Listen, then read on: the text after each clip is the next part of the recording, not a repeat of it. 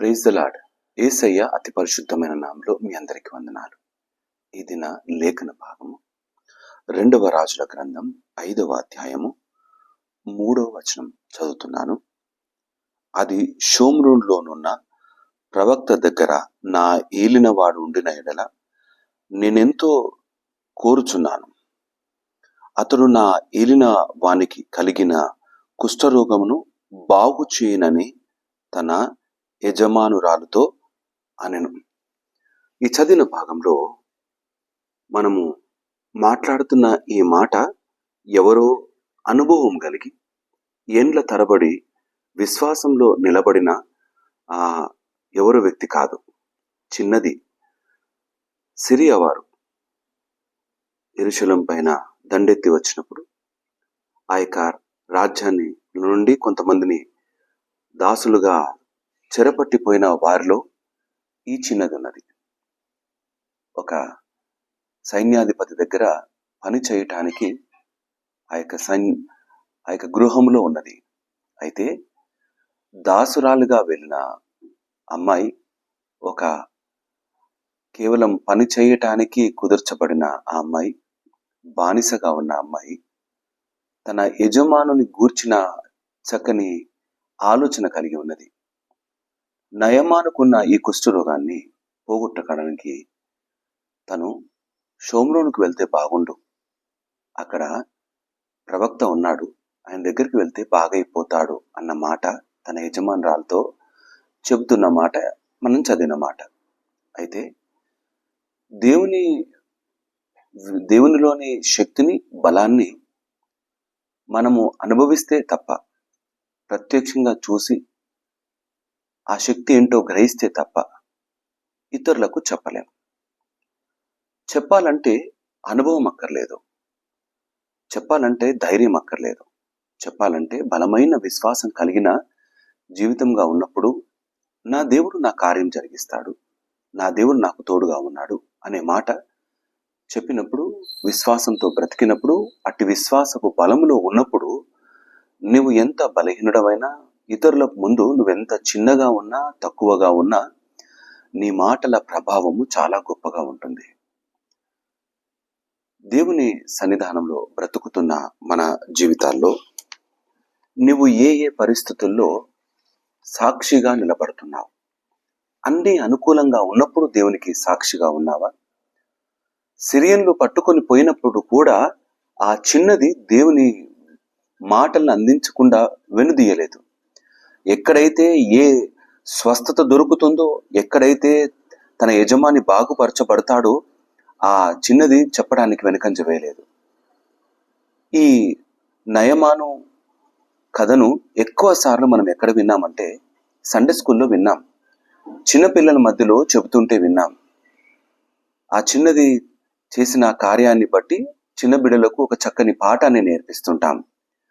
ఈ చిన్నది మనకేం పాఠం నేర్పిస్తోంది? ఇది నాన్న తనకు ఏ ఆధారం లేని పరిస్థితుల్లో కూడా ఆ యొక్క అన్య దేశంలో శత్రువుల మధ్యలో బానిసగా ఉంటూ కూడా తను తన యజమాని శ్రేయస్సు కోరుకుంది. ఈ లోకంలో బ్రతుకుతున్న మనము అనేకులు పాపము చేత చిక్కబడి, అపరాధముల చేత వారి జీవితాన్ని పాడు చేసుకుంటూ, దేవుని వైపుకు రాకుండా అన్యాయపు బ్రతుకులో బ్రతుకుతున్న వారికి మార్గం ఎవరు చూపిస్తారు? సాక్షిగా ఎవరు నిలబడతారు? మనమే నిలబడాలి. ఎందుకంటే మనము అనుభవించినాం, అనుభూతి చెందినాం, ఆయన ఎటువంటి వాడో రుచి చూచి తెలుసుకున్నాం. ఈ ప్రేమను, ఈ బలమైన బలశాలి యొక్క స్వస్థత కలిగిన ఈ యొక్క శక్తిని, ఆయన సన్నిధానంలో ఉండే ఈ నమ్మకమైన జీవితాన్ని ఎవరు పరిచయం చేస్తారు? ఎవరు సాక్షులుగా నిలబడతారు? మనమే నిలబడాలి. ఆ నిలబడటానికి అట్టి విశ్వాసము మనము కొనసాగించే వారముగా ఉంటున్నామా? పరిస్థితుల ప్రభావాన్ని బట్టి మనలోని విశ్వాసపు కొలమనం తగ్గిపోతున్నట్టుగా ఏమైనా ఉందా? ఒకవేళ తగ్గినట్టుగా ఉంటే సాక్షులుగా నిలబడలేం. అందరిలో ఒకరిగా బ్రతికేస్తాం. కానీ అందరికీ వేరైన జీవితముగా నిలబడాలి అంటే దేవుని మాటలు, శాసనములు, ఆయన చేసిన గొప్ప కార్యములు ఎల్లవేళలా హృదయంలో తలపోసుకుంటూ ముందుకు కొనసాగాల్సిందే. బ్రతుకులో దేవుని సత్యాన్ని ఇతరులకు బోధించే వారముగా మనము నిలకడగా నిలబడి ఉండాలి. ఎదుటివారు బాగైతే చాలా సంతోషం అంటూ ఎదుటివారి కొరకు ఆలోచన కలిగిన వారంగా ఉండాలి. అయితే మనముగా బాగుపడిపోయి తిరిగి ఈ లోకంలో ఏమాత్రము శబ్దము లేకుండా మనంతట మనం కాముగా బ్రతకడం అనంటే ఆయనకు సాక్షులుగా నిలబడ్డట్టు కాదు.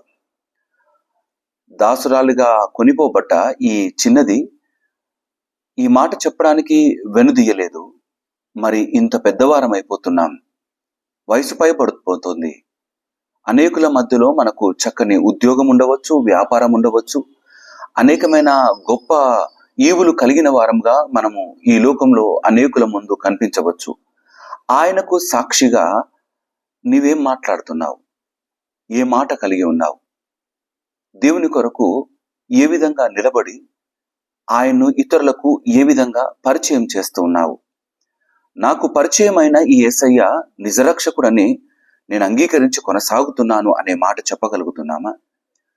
ఆయన్ను పరిచయం చేయాలంటే ఆయన గూర్చిన శక్తిని ఇతరులకు చెప్పాలి అంటే అది అనుభవించినప్పుడే సాధ్యం. పాపమును పోగొట్టువాడు అనే మాటను చెప్పాలంటే మన జీవితంలోని పాపము పోగొట్టుకున్న వారముగా ఆ అనుభూతిలో ఉంటేనే సాధ్యం, ఆ అనుభవంతో ఉంటేనే సాధ్యం. సమరయలో ఒక స్త్రీ తన కుండ విడిచిపెట్టి ఊర్లోకి పరిగెత్తుకొని పోయింది. ఎవరు చూడని సమయంలో వచ్చి నీళ్లు చేదుకొని వెళుతానని వచ్చిన ఆ స్త్రీ అనేకులకు వెళ్ళి యేసయ్య గూర్చిన సాక్ష్యం చెప్పగలిగినది. మన జీవితాల్లో యేసయ్యను గూర్చిన మాట ఏ విధంగా చెబుతున్నాం? మాట ద్వారా, ప్రవర్తన ద్వారా, చూపు ద్వారా, బ్రతుకుతున్న బ్రతుకు ద్వారా ఇతరులకు సాక్ష్యాన్ని చెప్పే నమ్మకమైన జీవితాన్ని కలిగి ఉందాం. ఎప్పటి వరకు ఈ జీవితం ఉంటుందో తెలియదు, ఏ రోజు మనము ఈ తనువు చాలిస్తామో తెలియదు. కానీ యేసయ్య కొరకు బ్రతికే వారముగా నిజ సాక్షులుగా నిలకడగా నిలబడి ఉందాం. అనేకమైన మాటలు వింటున్నాం, దేవుని వాక్యము అనేక రకాలుగా మనకు చేరుతూనే ఉంది. మనము వెలిగించిన ఈ దివ్వెలుగా వెలుగుతూ కొనసాగుతున్న ఈ జీవితంలో చీకటిమయం అయిపోతున్న వారి కొరకు మనము నిలకడగా నిలబడే వారముగా ఉండాలి. అటు స్థితిలో నిలబడాలి అంటే దేవుని వాక్యాన్ని హృదయంలో బలంగా దాచుకున్న వారంగా ఉంటేనే తప్ప ఇతరులకు ఈ మాటలు అందించలేము. అనేకులతో కలిసి ఏదో బ్రతుకుతున్నాములే అనే స్థితిలో ఉండటానికి వీల్లేదు. క్రైస్తవ జీవితం రోషము కలిగిన జీవితం, బాధ్యత కలిగిన జీవితముగా నిలబడాలి. ఆ బాధ్యత నీలో దేవుని కొరకు ఉంటే దేవుని మాటలను అనేకులకు నువ్వు ఏదో ఒక రూపకంగా ప్రచురపరిచే వారవుగా నిలబడతావు. నిజాయితీగా బ్రతుకు. నీ నిజాయితీ ఇతరులకు దేవుని పరిచయం చేస్తుంది. నువ్వు సహాయకరంగా బ్రతుకు. నువ్వు చేస్తున్న సహాయము దేన్ని బట్టి చేస్తున్నావో వారు గ్రహించి యేసయ్య వైపుకు వారి మనసును లగ్నం చేస్తారు. నీకున్న అధికారాన్ని నువ్వు అనేకులకు సహాయకరంగా వాడు. వారు నీ యొక్క అధికారము దేని నుండి వచ్చిందో, ఎవరిని బట్టి ఇట్టి సహాయపు స్థితిలో నీవు ఉన్నావో దాన్ని బట్టి వారు దేవుని వైపుకు తిరిగే వారుగా ఉంటారు. నీవు బానిసవైనా, నీవు అధికారివైనా, నీవు ఏ స్థితిలో ఉన్నా యేసయ్యను ప్రచురపరచటం మాత్రం మరవవద్దు. నమ్మకంగా బ్రతుకుదాం. నమ్మకంగా యేసయ్యను ఇతరులకు పరిచయం చేసి వారి జీవితాల్లో మేళ్లు పొందుకుని వారముగా, వారు హృదయ పరివర్తన కలిగి నమ్మకమైన పాపము లేని మంచి జీవితాన్ని జీవించలాగున యేసయ్యను వారికి పరిచయం చేసే దిశగా మనం అడుగులు ముందుకు వేద్దాం. ఇట్టి నమ్మకమైన జీవితంలో దేవుడు మనలందరినీ స్థిరపరిచి నడిపించును గాక. ఆమెన్. తల వంచుదాం, ప్రార్థన చేసుకుందాం. ఘనమైన తండ్రి, గొప్ప దేవా, నీకే స్తుతులు. నా తండ్రి, సిరియా దేశమునకు పట్టబడిన ఆ చిన్నది నీ మాటలను, నువ్వు చేసే గొప్ప కార్యాలను నాయన నీ యొక్క ప్రవక్తను పరిచయము చేయగలిగినది. దేవా, మేము కూడా నీవు పాపముల నుండి విడుదల కలిగించువాడవని, స్వస్థతనిచ్చువాడవని, నాయన ఒంటరి జీవితాన్ని నా తండ్రి బహుబలముగా నడిపించువాడవని, నీవు తోడై ఉంటే ఇంకా ఏది అక్కర్లేదన్న నీ మాటను నా తండ్రి అనుభవిస్తున్న ఈ స్థితిని అనేకులకు పరిచయం చేయటానికి బలమైన సాధనాలుగా నిలబెట్టమని ప్రార్థన చేస్తూ ఉన్నాం. నీ యొక్క భక్తులు ఎంతో మంది నా తండ్రి నిన్ను కలిగి నిన్ను పరిచయం చేస్తూ వారి జీవితాల్లో నాయన గొప్ప కార్యాలు నాయన చూసినారు. మేము కూడా అటు నమ్మకమైన స్థితిలో నిలబెట్టమని ప్రార్థన చేస్తున్నాం.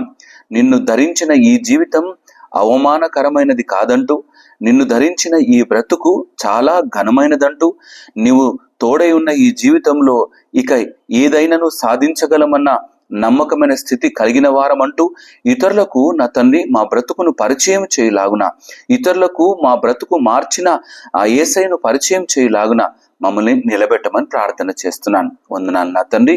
ఈ వాక్యం వింటున్న ప్రతి బిడ్డను దీవించండి, ఆశీర్వదించండి అయ్యా. వారి యొక్క దిన కార్యాలన్నింటిలో మీరు తోడై ఉండి నా తండ్రి అద్భుతకరంగా నా తండ్రి బిడ్డలను దీవిస్తూ ఆశీర్వదిస్తూ నీ కొరకు నిలబెట్టి నడిపించుకోమని ప్రార్థిస్తూ యేసయ్య నామమున అడిగి ప్రార్థించి వేడుకుంటున్నాము నా తండ్రి.